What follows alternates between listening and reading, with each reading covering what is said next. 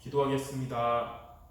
하나님, 우리 수정교회 모든 성도들이 고난을 통해서 복음을 깨닫는 과거의 성경 속 인물들이 아닌 이삭처럼 큰 고난 없이도 하나님의 복을 받는 성도들 될 수 있도록 오늘도 말씀을 통하여 인도하시고 응답하여 주시옵소서. 예수 그리스도의 이름으로 기도드립니다. 아멘. 오늘 말씀 제목은 하나님의 복을 받은 성도입니다. 하나님의 복을 받은 성도. 성경 구절은 창세기 26장 28절 29절입니다. 제가 읽어보겠습니다. 그들이 이르되 여호와께서 너와 함께 계심을 우리가 분명히 보았으므로 우리의 사이 곧 우리와 너 사이에 맹세하여 너와 계약을 맺으리라 말하였노라. 너는 우리를 해하지 말라. 이는 우리가 너를 범하지 아니하고 선한 일만 내게 행하여 내가 평안히 가게 하였음이니라. 이제 너는 여호와께 복을 받은 자니라. 아멘. 이삭은 성경 속에서 하나님의 복을 받은 일평생을 살았는데 크게 세 가지의 복을 받았습니다. 첫 번째는 이삭은 만남의 축복을 받았습니다. 창세기 24장 63절에서 67절에 보면 언약을 가진 이삭이 언약 가진 여자인 리브가를 만나게 된 것입니다. 이 만남은 하나님의 축복받는 만남이 되었습니다. 언약 없는 인간적인 사랑이나 다른 목적을 통한 만남은 반드시 갈등이 오고 끝이 안 좋지만 언약으로 맺어진 만남은 하나님의 축복의 가정을 이루게 되는 것입니다. 이처럼 이삭은 언약 속에서 하나님의 축복받는 만남의 축복을 받게 됐습니다.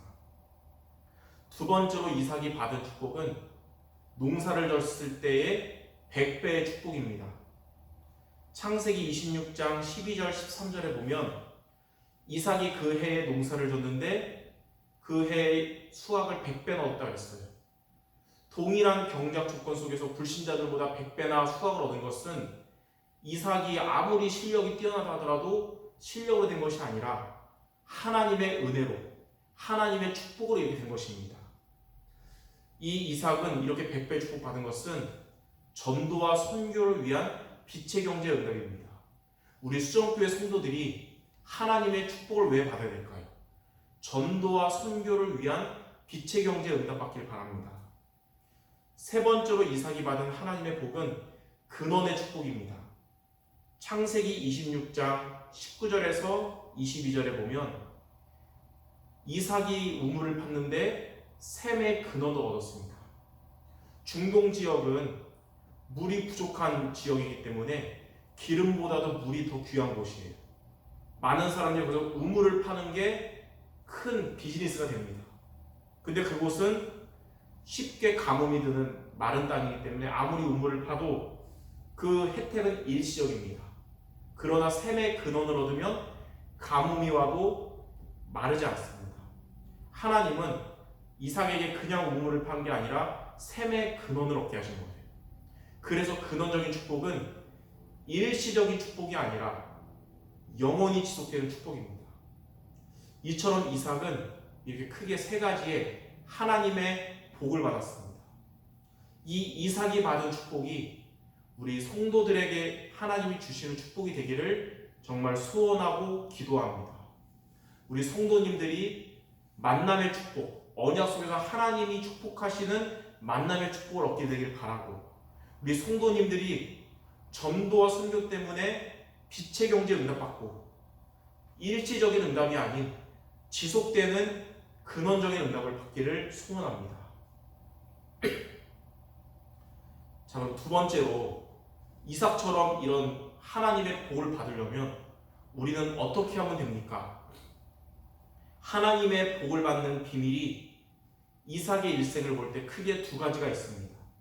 이삭은 이 두 가지를 제대로 했는데 하나님의 복을 받는 인생이 된 거예요. 첫 번째는 뭐냐면 이삭은 항상 복음 중심이었습니다. 창세기 22장 13절에 보면 모리아 산에서 아버지 아브라함과 함께 모리아 산에 가서 이제 하나님께 번제를 드리는데 하나님은 번제의 제물로 이삭을 요구하셨어요. 그래서 이삭은 순종하고 나는 하나님 앞에서 죽어야 될 존재구나. 번제 제물로 죽음을 각오하고 번제 제물로 드리게 되는데 하나님은 아브라함이 이삭을 찌르려 할 때 아브라함 멈추면서 뭐라고 하냐면 이삭 대신 뒤에 있는 수양을 번제로 드리게 한 거예요. 거기에서 이삭이 복음을 확실하게 깨닫게 됩니다.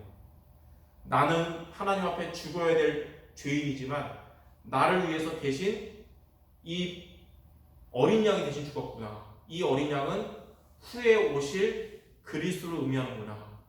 대속의 주인 대신 그리스도를 확실하게 붙잡게 돼요. 그리고 이삭은 세월이 지나서 나이가 먹어도 어떠한 환경과 어려움이 와도 항상 그리스도 중심이 됩니다. 이삭처럼 저와 여러분들이 항상 복음 중심 되기 바랍니다. 그런 사람이 하나님의 복을 받는 거예요. 항상 복음 중심 된다는 말은 뭐냐면 이 복음을 우리가 생명으로 붙잡기 바랍니다. 우리가 살아가는 존재의 목적은 바로 복음 때문에 살아가는 여러분 되기 바랍니다. 이 복음은 뭐냐면 요한복음 14장 6절에 예수께서 이르시되 내가 곧 길이요 진리요 생명이니 나로 말미암지 않고는 아버지께로 올 자가 없다. 하나님을 떠난 그래서 방황하는 인생 지옥 갈 운명이었던 우리에게 하나님 만나는 길 되주시고 천국 백성을 만들어주신 분이 바로 그리스도 복음입니다. 복음은 로마서 8장 2절에 이는 그리스도 예수 안에 있는 생명의 성령의 법이 죄와 사망의 법에서 너를 해방했다고 했습니다. 우리 인간은 멸망할 수밖에 없는 지옥 갈 수밖에 없는 죄와 저주 속에 있었지만 그리스도께서 십자가에서 다 이루시고 우리를 완전히 죄와 저주에서 해방해 주신 것입니다. 또 복음은 요한일서 3장 8절에 하나님의 아들이 오신 것은 마귀의 일을 멸하시니라. 그리스도께서 사단의 권세를 멸하시고 우리를 건져주신 것입니다. 마귀에게 눌린 마귀의 자녀였던 우리를 하나님의 자녀로 삼아주신 것입니다. 이 복음을 우리가 천국 가는 그날까지 절대 놓치면 안 되는 생명으로 붙잡는 우리 모든 성도 되시기 바랍니다. 두 번째, 이삭은 어떻게 해서 하나님의 복을 받았냐면 올바른 우선순위를 갖췄습니다.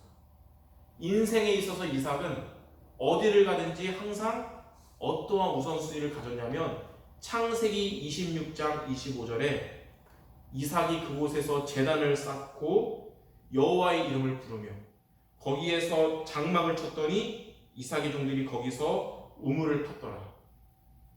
이삭은 항상 우선순위가 확실했습니다. 1순위는 제단을 쌓고 2순위는 장막을 쳤고 3순위는 우물을 팠습니다. 자, 1순위 제단이 뭐냐면 바로 예배입니다. 피언약 잡은 예배. 이게 가장 우리에게 최고 우선순위예요. 2순위는 장막을 쳤다는 말은 가정입니다. 아무리 다르고 중요하지만 가정을 복음으로 언약으로 돌보고 키우는 것이 가장 중요하게 여깁니다. 예배 다음 2순위. 3순위는 우물을 팠단 말은 비즈니스, 산업을 의미합니다. 산업이 중요하지만 예배와 가정을 돌보는 그 다음이 되셔야 돼요. 그래야 여러분의 산업에 하나님이 복을 주시는 거예요.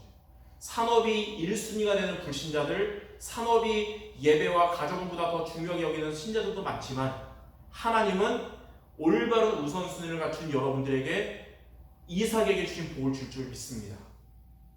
이삭처럼 항상 복음 중심 그리고 올바른 우선순위를 갖춘 여러분의 삶이 되시기를 주님의 이름으로 축원합니다. 자, 마지막 세 번째 결과입니다. 복음 중심으로 살아가고 올바른 우선순위를 갖출 때 어떠한 결과가 오냐면 크게 세 가지의 응답을 하나님이 주실 것입니다. 첫 번째는 전도의 응답입니다. 창세기 26장 26절부터 31절에 보니까 불신자였던 블레셋 왕 아비멜렉, 이삭을 내쫓았던 그 왕이 이삭에게 다시 찾아와서 이렇게 말합니다. 여호와께서 너와 함께 하심을 분명히 보았기 때문에 우리가 당신과 다시 계약을 맺겠다.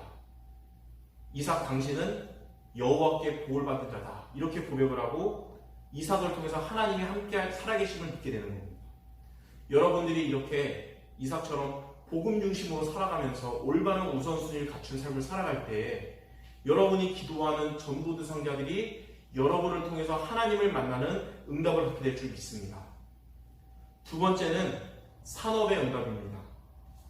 창세기 26장 32절 33절에 보면 이런 일이 일어난 이후에 우물을 파게 되는데 이삭이 그 우물의 이름을 세바라고 짓습니다. 세바. 그 세바라는 뜻은 뭐냐면 계약을 하다 뜻이에요. 이게 무슨 말이냐? 이삭이 이렇게 100배의 축복을 받고 셈의 근원을 얻고 그리고 불신자, 자기를 내쫓았던 불신자가 먼저 와서 이제 계약을 맺고 하나님 믿게 되고 이 모든 것이 자신의 실력으로 된 것도 아니고 자신의 노력으로 된 것이 아니라 하나님의 은혜로 됐다는 것을 고백한 마음으로 우물의 이름을 세바라는 것이에요. 여러분들이 이렇게 이삭처럼 살아갈 때 하나님은 우리의 실력과 노력을 넘어서는 하나님의 은혜로 여러분의 산업에 응답을 줄 믿습니다. 마지막 세 번째로 후대의 응답입니다. 창세기 35장 27절에서 29절에 보니까 이삭이 언역운동하다가 이제 나이가 들어서 죽기 전에 인본주의 쓰다가 떠나갔던 야곱이 다시 돌아와서 이삭을 통해 복음을 전달받게 됩니다. 그리고 야곱의 아들이었던 요셉이 이삭과 야곱을 통해 복음을 전달받게 돼요. 그래서 이삭은 죽어도 아들 야곱과 이삭은 복음의 바톤을 이어받게 된 것입니다. 이처럼 복음 중심 그리고 올바른 우선순위를 갖춘 인생을 살아갈 때 하나님은 지금은 당장은 후대들이 불신한다 하더라도 반드시 야곱처럼 돌아오게 하셔서 복음의 바톤을 물려받는 응답을 주실 것입니다. 이런 후대의 응답을 하나님 여러분들에게 주실 거예요. 이렇게 하나님의 복을 받은 이삭 같은 우리 성도들 모두 되시기를 살아계신 우리 하나님의 이름으로 축원합니다. 기도하겠습니다. 하나님 감사합니다. 이삭이 하나님께 큰 은혜를 받은 것처럼 우리 성도들이 이삭과 같은 하나님의 복을 받게 되기를 바랍니다. 이것을 위해서 하나님이 주신 미션이 항상 복음 중심으로 살아가며 올바른 우선순위를 갖추고 살아가서 이삭처럼 전도의 응답 그리고 산업의 응답 후대의 응답을 받는 주님의 제자들 모두 되게 하여 주시옵소서. 예수 그리스도의 이름으로 기도드립니다. 아멘.